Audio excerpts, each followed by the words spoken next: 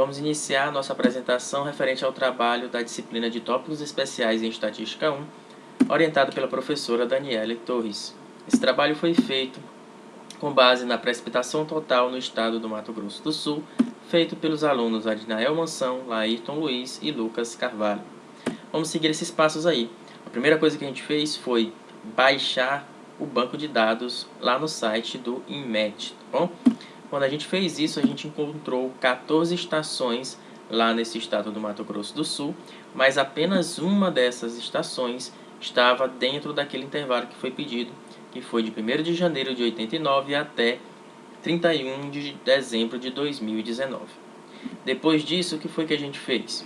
A gente pegou e organizou esses arquivos em Excel, colocando todos eles da mesma forma na barra de títulos dessa planilha que foi encontrada, ok? E ficou dessa forma: data, precipitação, nome, código, latitude, longitude e altitude. Outra coisa que a gente fez foi aproveitar logo a planilha do Excel, porque estava dando problema no R, e a gente aproveitou e já viu a porcentagem de observações nulas, no caso nulo aqui, que vai se tornar o NA lá no R, tá bom? E quando a gente fez isso, nós encontramos apenas um município, uma estação, com a porcentagem de NA menor que 30%. Todas as outras eram uma porcentagem maior.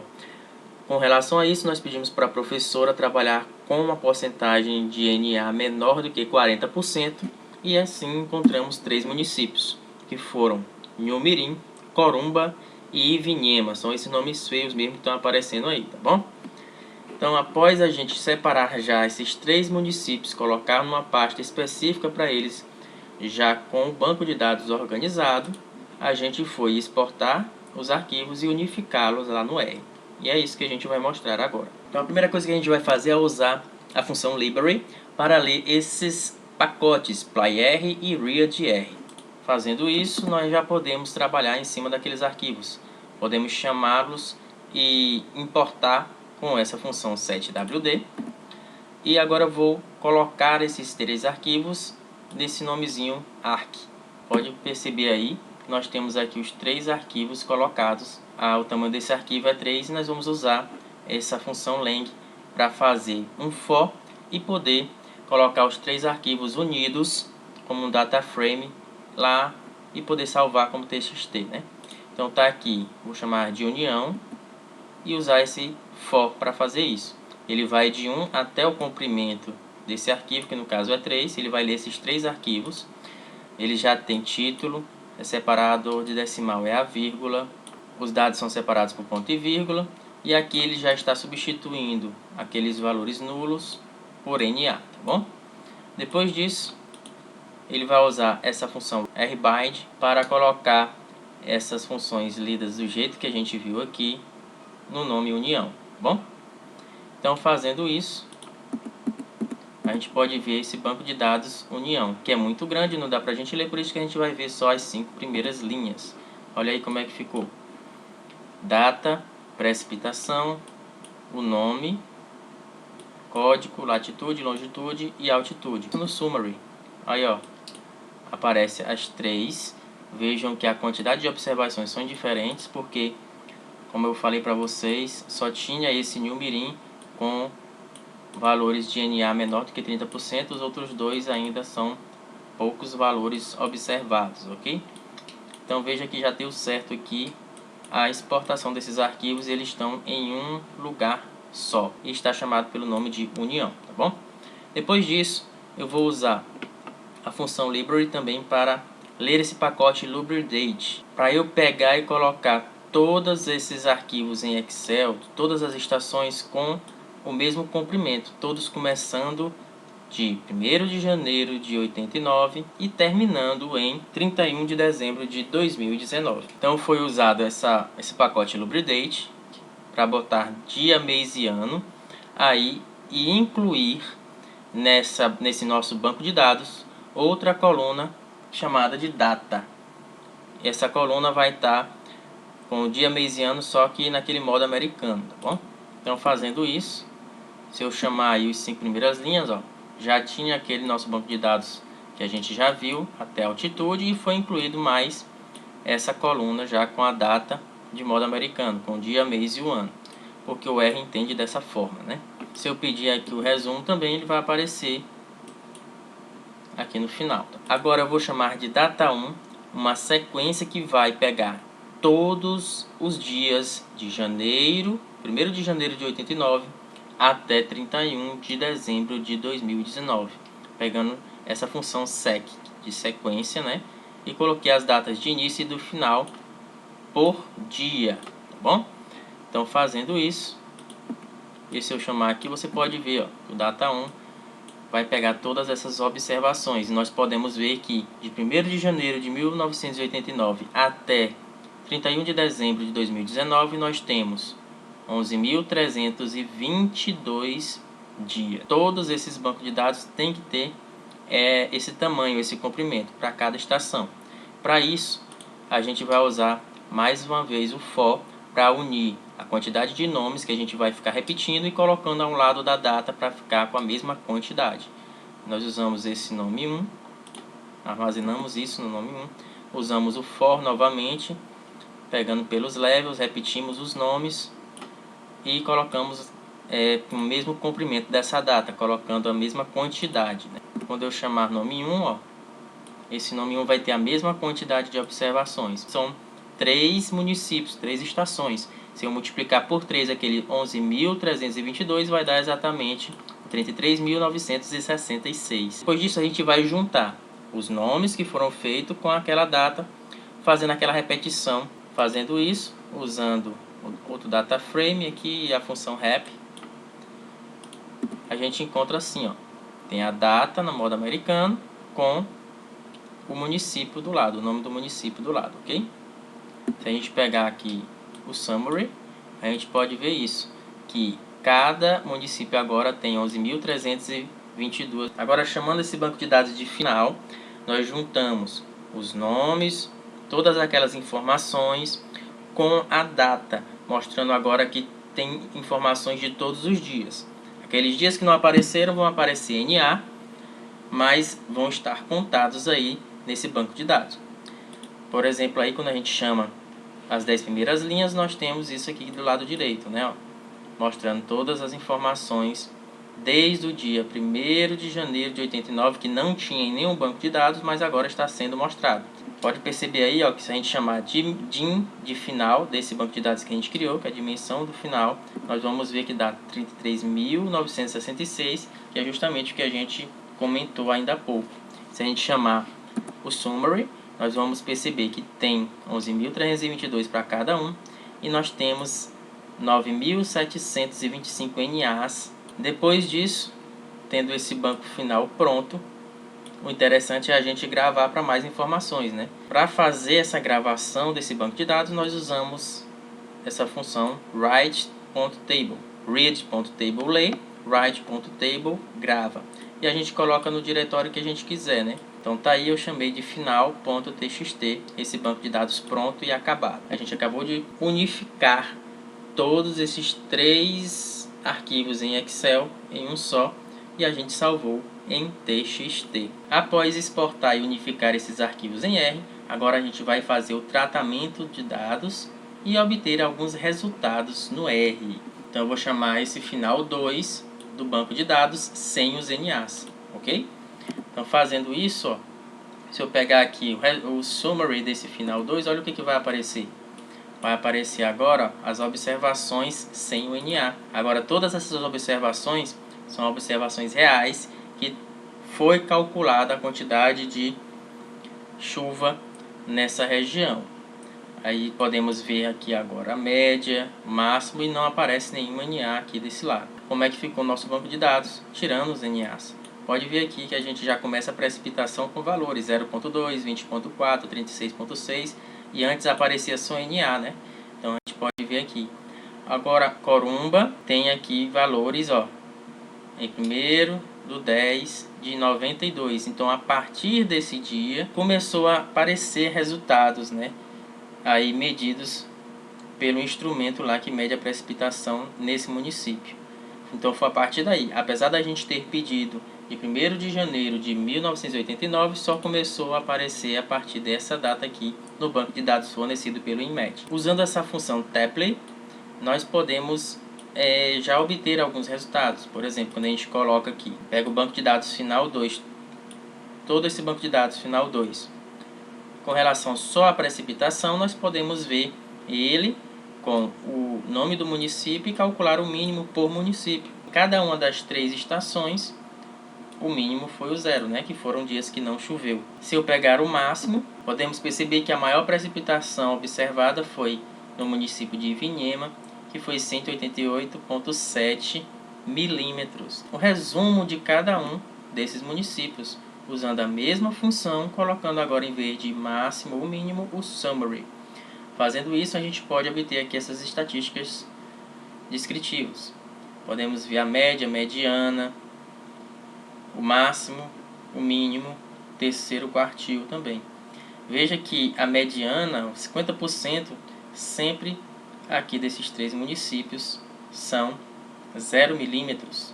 Indica que pelo menos até a metade dessas observações não teve chuva, não indicaram chuva, né?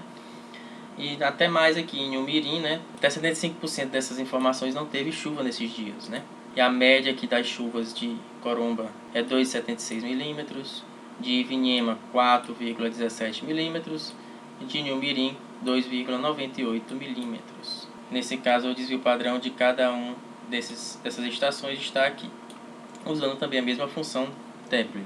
Outra coisa que a gente pode fazer agora é incluir o mês e o ano no nosso banco de dados. Bota mais uma coluna indicando o mês e o ano, que fica melhor da gente trabalhar e visualizar. Ora, eu tinha visto quem é que tinha maior precipitação, só que eu não sei nem o dia, nem o mês, nem o ano que aconteceu isso. Então, se eu incluir o mês e o ano nesse nosso banco de dados, facilita muito. E eu vou usar essas funções months e years para colocar mês e ano nesse nosso banco de dados, incluir, né, essa coluna nova no banco de dados. Então veja como é que vai ficar. Ao incluir, agora vai aparecer aqui, além das informações anteriores, o mês que aconteceu e o ano que aconteceu também essas observações. Agora fazendo isso, usando a mesma função tapley, nós podemos analisar o máximo ocorrido em cada ano e também em cada mês, usando a função aggregate. Vou chamar de mês, ano, max.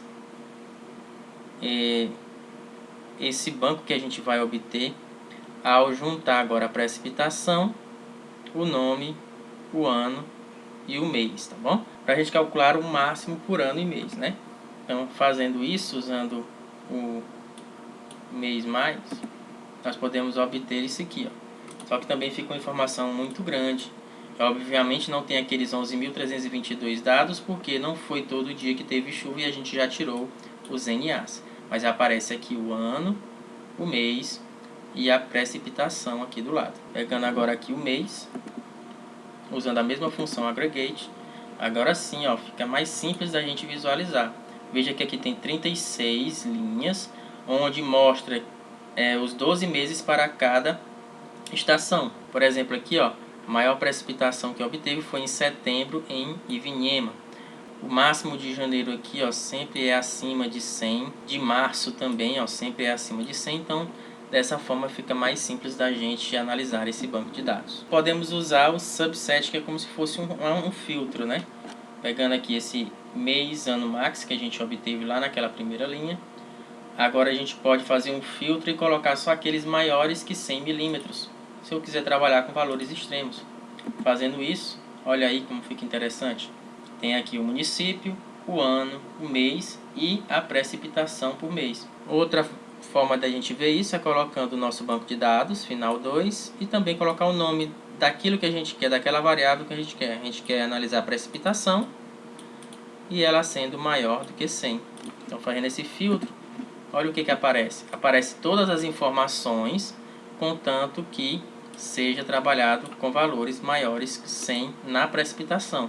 Mas ele não aparece só a precipitação, mostra a data, mostra o nome do município, a altitude, latitude, o mês e o ano, todas aquelas colunas do nosso banco de dados. Nós vamos chamar de chuva, uma precipitação superior a 1 milímetro. Fazer um filtro subset, onde todas as precipitações serão maiores que 1. Eu vou chamar aqui só o resumo, né, o summary. Fazendo isso, nós vamos ter essa quantidade de observações por estação. Percebemos aqui que o mínimo já virou agora, não é mais 0, é 1,1. Aí muda a média de chuva. Dos dias que choveram, a média vai ser 15,7. Desses dias que choveram, a máxima a gente já viu que é 188,7 e a mínima 1,1 que a gente estipulou aí, né? A gente pode usar a função aggregate para calcular o mínimo. E aqui, quando a gente coloca aqui nesta lista, a gente coloca o que a gente quiser. Por exemplo, a gente pode colocar a coluna da latitude, da longitude, sempre colocando o nosso banco de dados, o cifrão e a variável que a gente quer.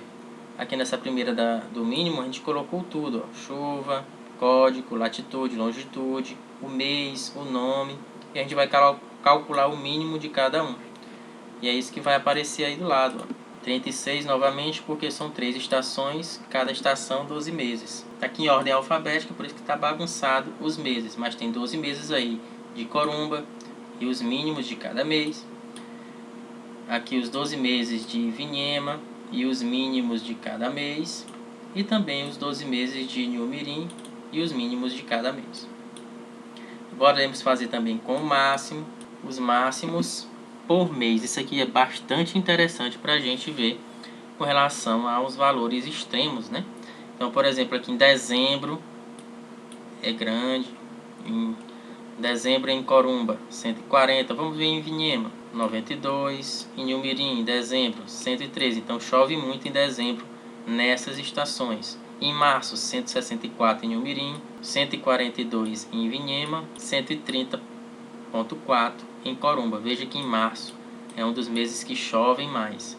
E aqui, apesar de ter maior precipitação em Vinhema em setembro, perceba que nos outros, ó, Inhumirim foi 103, que nem foi o máximo em Inhumirim, né? Que já teve 164. E lá em setembro em Corumba foi 55. Então podemos perceber que aqui foi um dia atípico nesse município de Ivinhema. Além de máximo, nós também podemos calcular o percentil 25, o percentil 75, a mediana, a média. Olha aí como é que é o desvio padrão. Feito também daquela mesma forma, colocando agora apenas as variáveis mês, o nome do município e o desvio padrão. Ou a gente pode colocar dessa forma, né? Em forma de lista, colocando aqui no finalzinho, ó, apenas a coluna 3, aparece apenas a lista dos desvios padrões, ó, são 36 desvios padrões. Então também posso colocar no DataFrame tudo aquilo que eu quiser, fazendo um novo banco de dados, se assim da maneira que eu quiser, com esses valores, né? Por exemplo, eu posso colocar a latitude de cada município, a longitude, a altitude. Posso colocar também o código, o mês, o mínimo, né? O município. Posso colocar o mínimo de cada mês, o máximo de cada mês, o percentil 25, o percentil 75, que a gente já calculou tudo isso, a mediana, a média e o desvio padrão.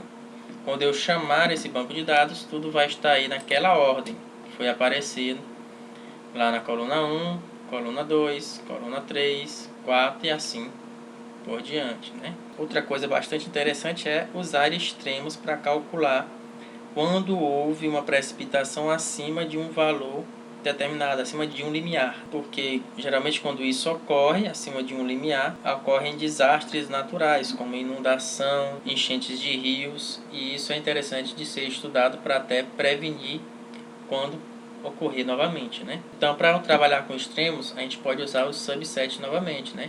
Por exemplo, para trabalhar com valores de precipitação maior do que 100, a gente pode pegar o banco de dados final 2 e usar precipitação maior que 100, que a gente já viu, né? Só que agora eu estou chamando de maior que 100. Ao fazer isso, né? a gente obtém apenas aquelas informações onde a precipitação foi maior que 100. Então aqui tem todas as informações do nosso banco de dados, só quando a precipitação foi maior que 100. Se eu não quiser colocar todos, eu posso usar o aggregate para mostrar só o que eu quero. Por exemplo, aqui quando ocorreu a precipitação maior que 100, eu quero que apareça o nome e o mês. Olha o que vai acontecer. Aí apareceu só o nome e o mês. E a quantidade, perceba que aqui no finalzinho apareceu novamente a função length.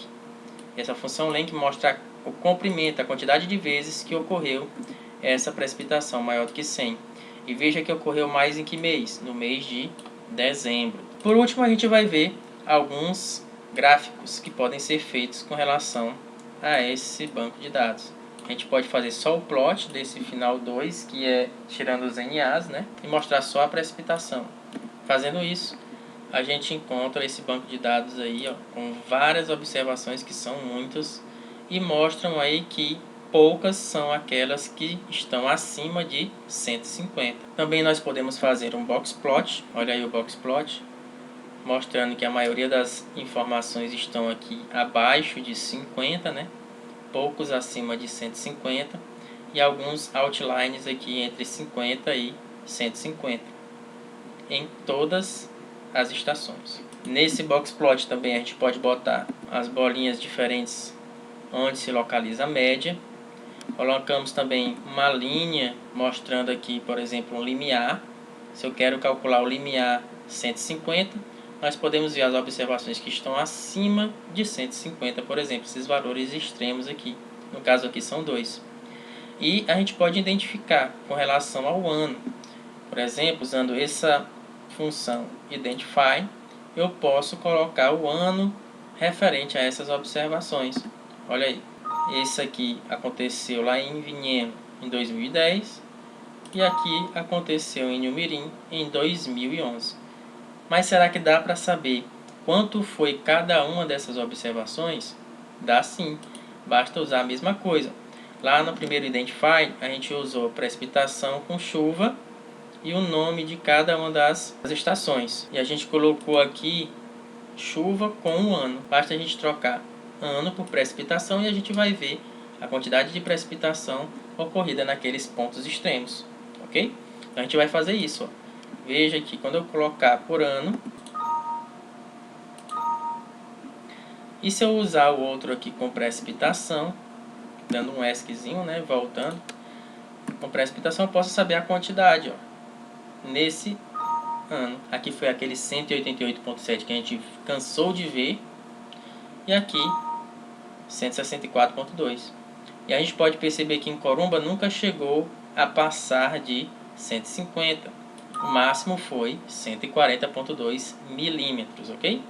Então isso aí foram as informações obtidas com base nesse banco de dados. Então ficamos por aqui, valeu!